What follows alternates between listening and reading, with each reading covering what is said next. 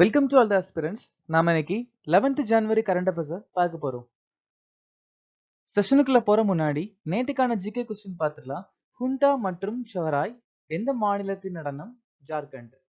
முண்டாரி மற்றும் மகால் எந்த மாநிலத்தின் நடனம்? மேற்கு வங்காளம். யாச்சம் மற்றும் மரினி எந்த மாநிலத்தின் நடனம்? சிக்கிம். சாம் மற்றும் வாஞ்சோ எந்த மாநிலத்தின் நடனம்?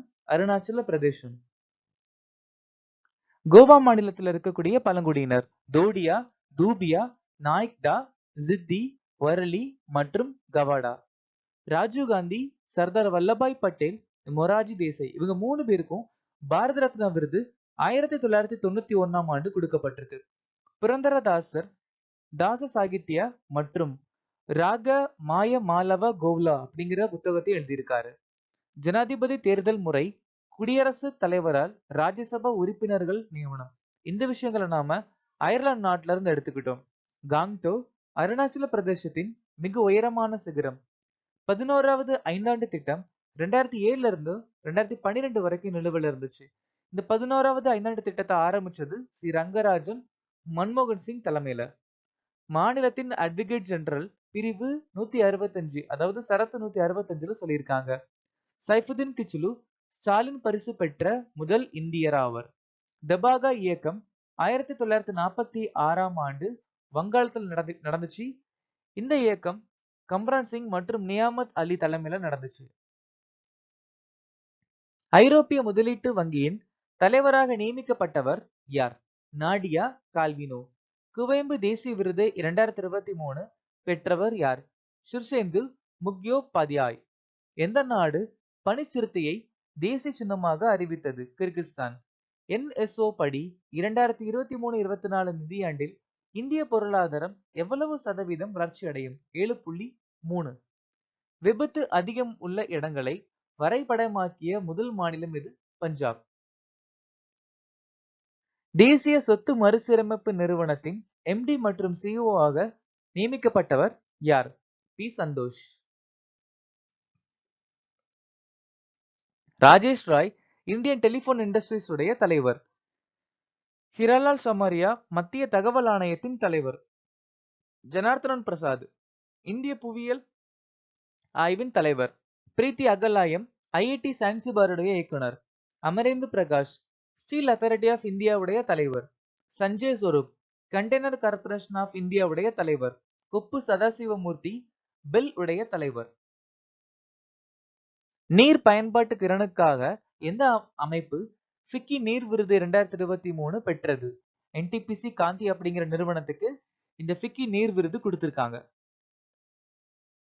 ஒடிசா மாநில பேரிடர் மேலாண்மை ஆணையம் மற்றும் லுங்லே தீயணைப்பு நிலையத்துக்கு சுபாஷ் சந்திர போஸ் பேரிடர் மேலாண்மை விருது கிடைச்சிருக்கு. ட்ரூத் அவுன்ஸ் அப்படிங்கிற நிறுவனத்துக்கு நார்வேவுடைய சகாரா சுதந்திர விருது கிடைச்சிருக்கு. ஜவஹர் நவோதய வித்யாலயா நதியால இருக்கக்கூடிய ஸ்கூலுக்கு 24வது தேசிய இளைஞர் பாராளுமன்ற போட்டியில முதல் பரிசு கிடைச்சிருக்கு. GSITA அப்படிங்கிற நிறுவனத்துக்கு நாபர்ட் அப்படிங்கிற அமைப்பு ஆதி உத்தம் அப்படிங்கிற அங்கீகாரம் கொடுத்திருக்காங்க. கீதா பிரஸ் நிறுவனத்துக்கு காந்தி அமைதி பரிசு கிடைச்சிருக்கு. துபாயில் ஒரே கச்சேரியின் போது அதிக மொழியில் பாடி புதிய உலக சாதனை படைத்தவர் யார்? சுசேதா சதீஷ். சுசேதா சதீஷ் இவங்களுக்கு தான் இந்த உலக சாதனை கொடுத்திருக்காங்க. அதாவது உலக சாதனை படைச்சிருக்காங்க. எது விஷயம் கேட்டா, துபாயில ஒரே கச்சேரியில அதிக மொழிகள், எத்தனை மொழின்னு கேட்டா மொத்தம் 140 மொழிகள்ல பாடி உலக சாதனை படைச்சிருக்காங்க. ஜெகதீஷ் பிள்ளை 138 மணி நேரம் ஸ்ரீ ராமச்சரித்மானஸ் பாடி கின்னஸ் உலக சாதனை படைச்சிருக்காரு. அன்ஸ்மன் ஜிங்ரான் வடக்கு கால்வாயை கடந்த இளம் வயது நபர். கெல்வின் குப்டும் மாரத்தான் உலக சாதனையை முறியடிச்சிருக்காங்க. சுமித் ஆண்டில் ஆசிய பாரா விளையாட்டு 2023 ஈட்டெறிதல உலக சாதனையை படைச்சிருக்காரு. ஷீதல் மகாஜன் எவரெஸ்ட் சிகரத்திலிருந்து ஸ்கைடைவ் செய்த முதல் பெண். எந்த நாள் தேசிய பறவை தினமாக அனுசரிக்கப்படுகிறது? தேசிய பறவை தினம் அப்படின்னு எடுத்த உடனே நம்ம இந்திய நாடு அனுசரிக்கிற தினம் இல்ல, அமெரிக்க நாடு அனுசரிக்கிற தினம் தான் இது. ஜனவரி 5ஆம் தேதி. இந்த வருஷத்துக்கான மைய கருத்து போராட உரிமை. டிசம்பர் 7 சர்வதேச சிவில் விமான போக்குவரத்து தினம், ஆயுதப்படை கொடி நாள். டிசம்பர் 10 மனித உரிமைகள் தினம். டிசம்பர் 11 யுனிசெஃப் நாள், சர்வதேச மழை தினம். டிசம்பர் 16 விஜய் திவாஸ். டிசம்பர் 18 சர்வதேச புலம்பெயர்ந்தோர் தினம், சிறுபான்மையினரின் உரிமை தினம். ஜனவரி 4 உலக பிராய்லி தினம். சாண்டர்ஸ் ஆப் அறிமுகப்படுத்திய நிறுவனம் எது? துணை ராணுவ படைகள் தான் இந்த சாண்டர்ஸ் அப்படிங்கிற அப்ளிகேஷனை நிறுவியிருக்காங்க. துணை ராணுவ படைகள் அப்படின்னா சிஐஎஸ்எஃப், சிஆர்பிஎஃப், இந்த மாதிரி சின்ன சின்ன படைகள். எதுக்காக இதை ஆரம்பிச்சாங்க அப்படிங்கன்னா கம்யூனிகேஷன், தொலைத்தொடர்பு.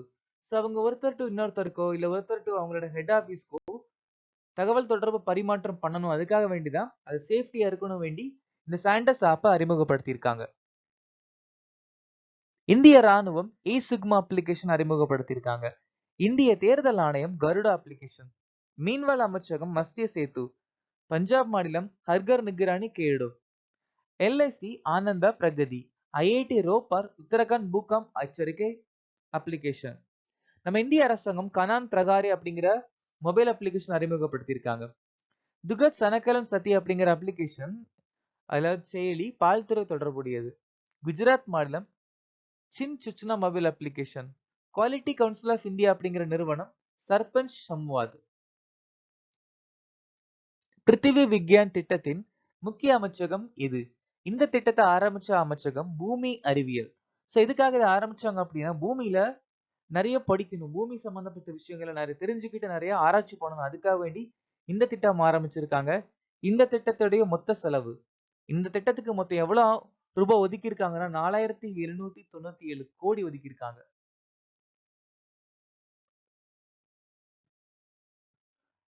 நம்ம இந்தியாவுடைய வட கிழக்கு பகுதியில பிஎம் டிவின் திட்டம் அறிமுகப்படுத்தி இருக்காங்க. அதனுடைய மொத்த செலவு 6500 கோடி.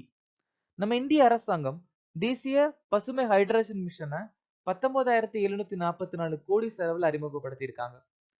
ஸோ ரீசெண்டா சிறுபான்மை விவகார அமைச்சகம் பதோ பாரதேஷ் அப்படிங்கிற திட்டத்தை இப்ப ரீசெண்டா கேன்சல் பண்ணிருக்காங்க. 2023 பட்ஜெட்ல பிஎம் பிரணம் திட்டம் அறிமுகப்படுத்தி இருக்காங்க. எதுக்காகன்னு கேட்டா ரசாயன உரங்களை குறைக்க. பிஎம் விஸ்வகர்மா கௌஷல் சம்மான் திட்டம் கைவினைஞர்கள் மற்றும் கைவினைஞர்களுக்காக அறிமுகப்படுத்தப்பட்டிருக்கு. விவாத் சே விஸ்வாஸ் திட்டம் செலவினத்துறை அறிமுகப்படுத்தியிருக்காங்க. அம்ரித் தரோகர் மற்றும் மிஷ்மி திட்டம் எதை தொடர்புடையது அப்படின்னா சதுப்பு நிலங்கள். பிஎம் குசும் திட்டம் மார்ச் மாசம் 2026 வரைக்கும் நீட்டிக்கப்பட்டிருக்கு.